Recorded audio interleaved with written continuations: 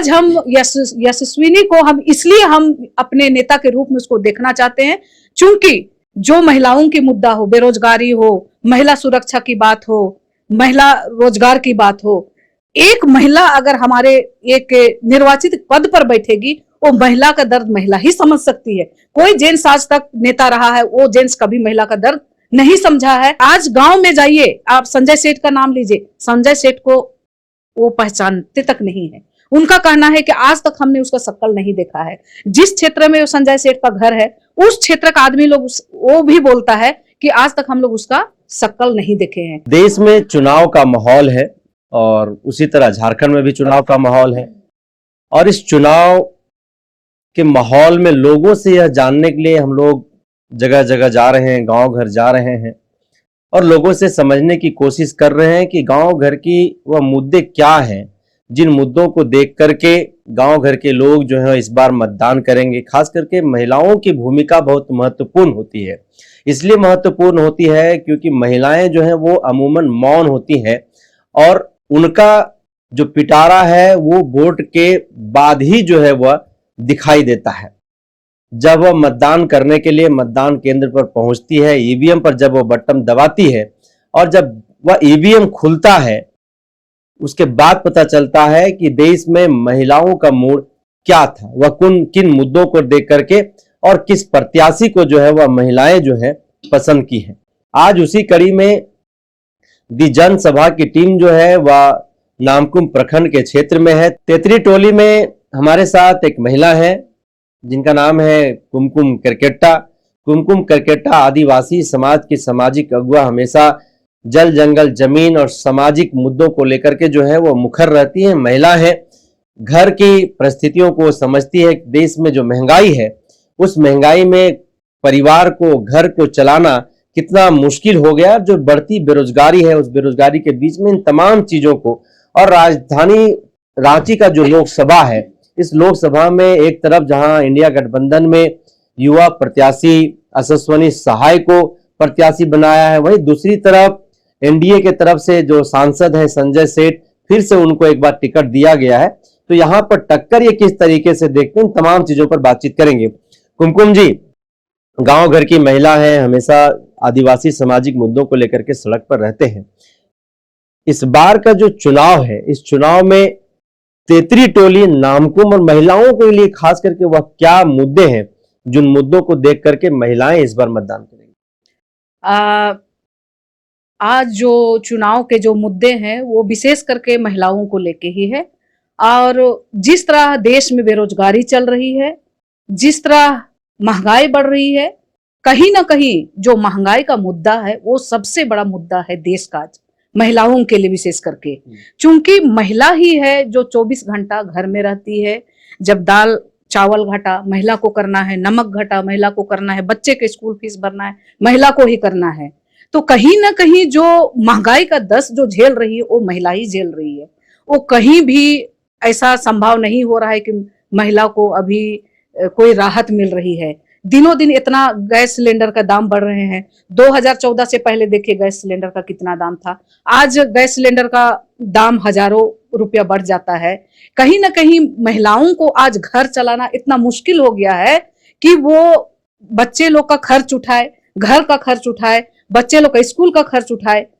बहुत परेशानी में महिलाएं हैं जो कि एक एक रुपये के लिए जो मोहताज, जो गरीब परिवार का हो जा रहा है, वो बहुत ही बुरा स्थिति है।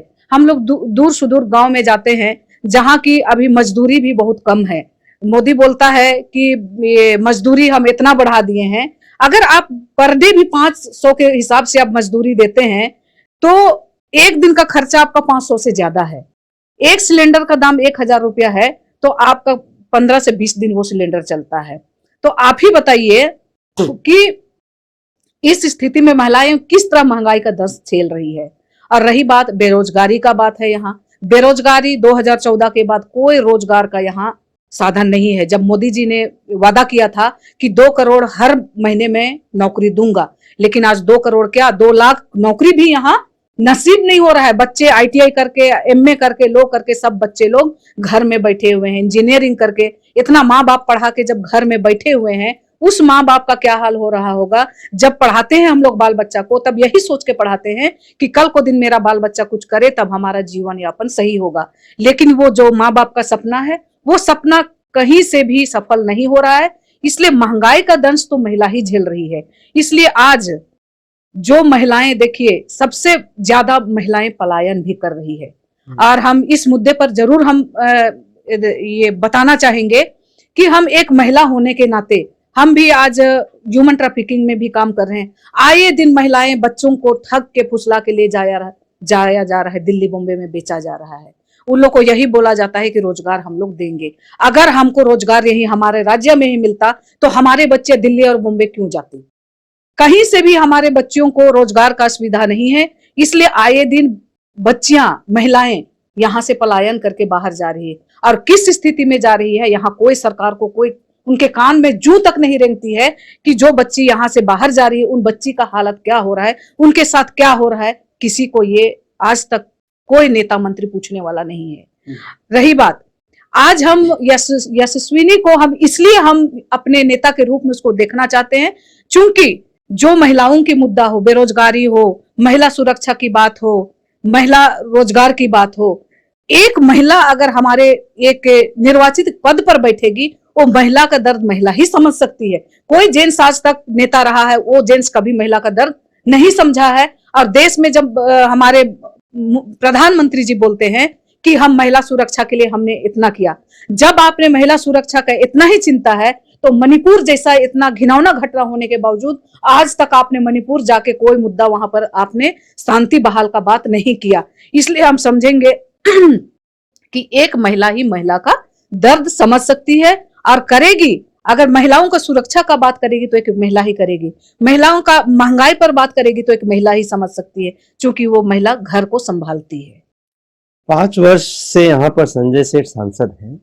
उनके 5 वर्ष के कार्यों से गांव घर की महिलाएं, क्योंकि आप गांव घर में हैं, कितना संतुष्ट है उनके 5 वर्ष के कार्यकाल को किस तरह से आप लोग देख रहे हैं और क्या कुछ उन्होंने इस 5 वर्ष में किया है। जो वादा उन्होंने 2019 के लोकसभा के चुनाव में किया था, चुनावी मजलिसों से हो, अपने मैनिफेस्टो में जो बातें एनडीए ने कहा था, क्या धरातल पर वो तमाम चीजें एनडीए उतार पाई है या फिर वह तमाम चीजें हवा हवाई में ही रह गई? किस तरीके से? ये बात तो बिल्कुल हवा हवाई है, क्योंकि हम जमीन से जुड़े हुए हम सामाजिक कार्यकर्ता हैं। जहां आप रांची से 20 किलोमीटर 15 किलोमीटर बाहर चले जाइए, आज ना वहां पीने का पानी का सुविधा है, ना चलने के लिए रास्ता का सुविधा है, ना उन्हें राशन, जो बोलते हैं अभी सभी को राशन उपलब्ध किया जा रहा है। बहुत लोग के पास ऐसा है कि राशन कार्ड भी नहीं है। अगर कोई विकलांग है उसके पास कोई सरकार का जो योजना है उसको कोई लाभ नहीं मिल रहा है। तो आज गांव में जाइए, आप संजय सेठ का नाम लीजिए, संजय सेठ को वो पहचानते तक नहीं है। उनका कहना है कि आज तक हमने उसका शक्ल नहीं देखा है। जिस क्षेत्र में संजय सेठ का घर है उस क्षेत्र का आदमी लोग वो भी बोलता है कि आज तक हम लोग उसका शक्ल नहीं देखे हैं। तो किस में उसका बात करते हैं कि हम रोजगार से जोड़ रहे हैं और किस मुद्दे पर बात करेंगे? उसके पास कोई मुद्दा ही नहीं है अभी। जो आप ये विकास की बात करते हैं, अगर विकास है तो गांव में जाइए, थोड़ा सा दूर चले जाइए ग्रामीण क्षेत्र में, वहां कोई रोड का सुविधा नहीं है, वहां कोई पानी का सुविधा नहीं है। तो आखिर क्या काम कर रहे हैं? संजय सेठ इतना दिन सांसद रह के, 5 साल भारतीय जनता पार्टी का यहाँ सांसद रह के, आज तक आपने एक रोड नहीं बनवा पाए हैं। तो आप किस विकास का बात कर रहे हैं? आपके जो तेतर टोली है, तेतर टोली में कभी संजय सेठ सांसद बनने के बाद कभी आए इधर? वो आज तक हमने कभी नहीं देखा है कि वो तेतरी टोले में आए, कोई सभा किए, कोई रैली किए या तो कोई मीटिंग किए। ऐसा कभी नहीं हुआ है आज तक। यहाँ की कोई गांव की महिला भी नहीं जानती है कि संजय सेठ कौन है। भारतीय जनता पार्टी के लोगों को छोड़ के यहाँ कोई ऐसा महिला या पुरुष नहीं होगा जो उसको जानती हो। और रही बात दूर की दूर को बात छोड़ दीजिए, मेरा घर तक पहुंचने के लिए देखिए कितना मुश्किल से, बरसात में मेरे घर से रोड तक गाड़ी निकालने के लिए मुश्किल हो जाती है। हम लोग को जब तक बरसात रहता है तब तक हम लोग को गाड़ी को कहीं दूसरे जगह हम लोग को शिफ्ट करके रखना पड़ता है। तो आप समझ सकते हैं कि आप शहरी क्षेत्र, मेरा नगर निगम क्षेत्र है, उसके बावजूद मेरे पास बिजली तार तक आने के लिए सुविधा नहीं है। हम लोग बांस का पोल लगा के रोड से पूरा बस्ती वाला खींचा गया है, जबकि यहाँ हमको लगता है 50 से 60 परिवार इससे बाधित है।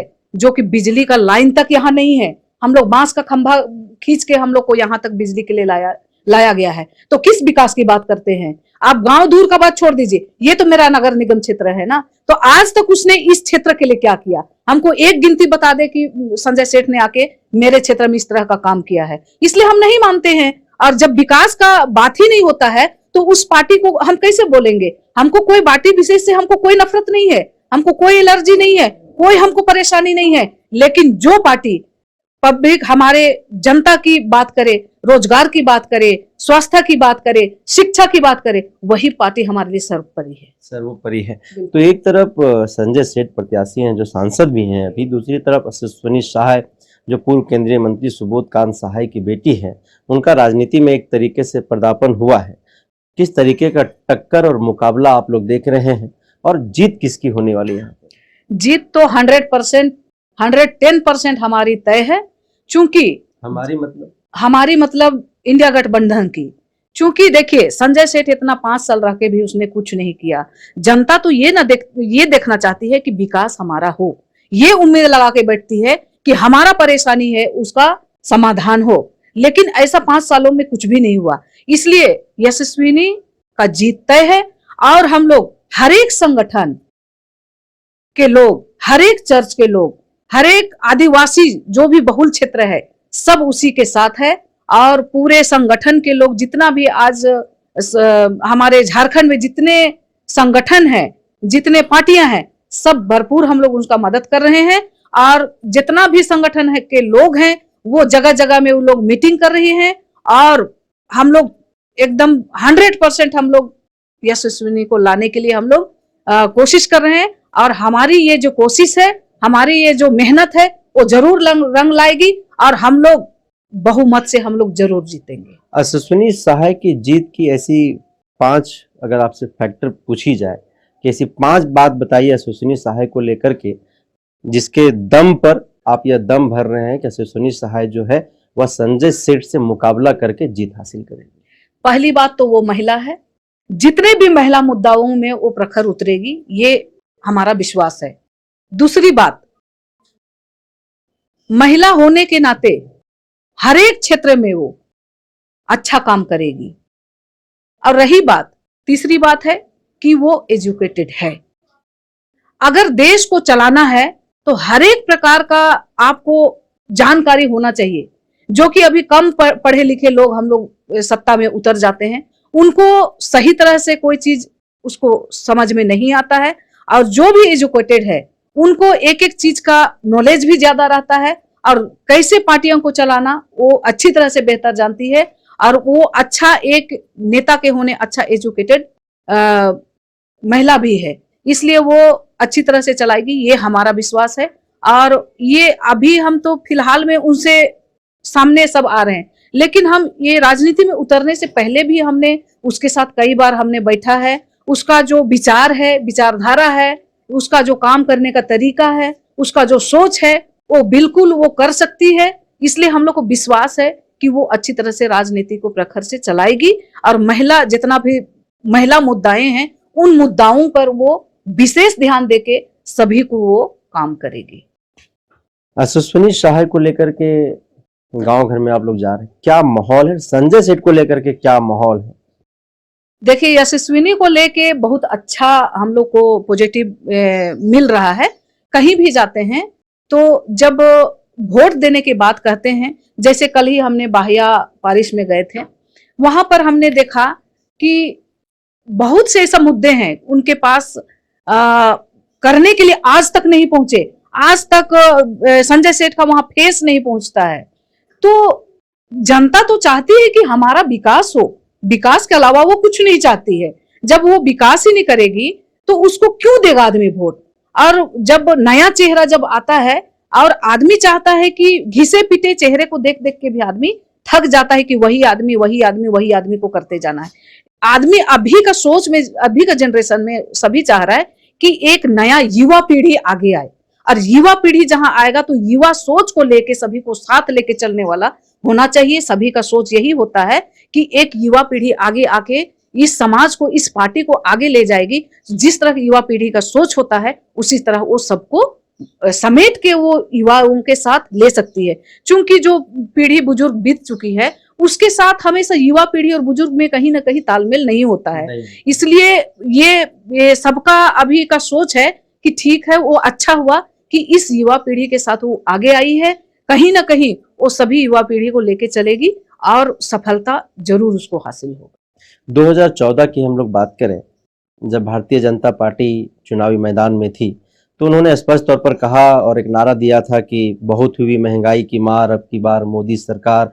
उसके बाद उन्होंने 2 करोड़ प्रत्येक वर्ष नौकरी देने की बात कही, 15 लाख सभी के खाते में आ जाएंगे। तो ये 10 वर्ष के कार्यकाल में चाहे वो महंगाई की बात हो, 2 करोड़ नौकरी देने की बात हो या फिर 15 लाख सभी के खाते में आ जाने की बात हो, इन तमाम चीजों को लेकर के आपके क्या विचार हैं? क्या इस सभी चीजों पे काम हो पाया है? क्या जो भी मैनिफेस्टो में जो प्रधानमंत्री जो दिए थे वो बिल्कुल फ्लॉप साबित हुआ।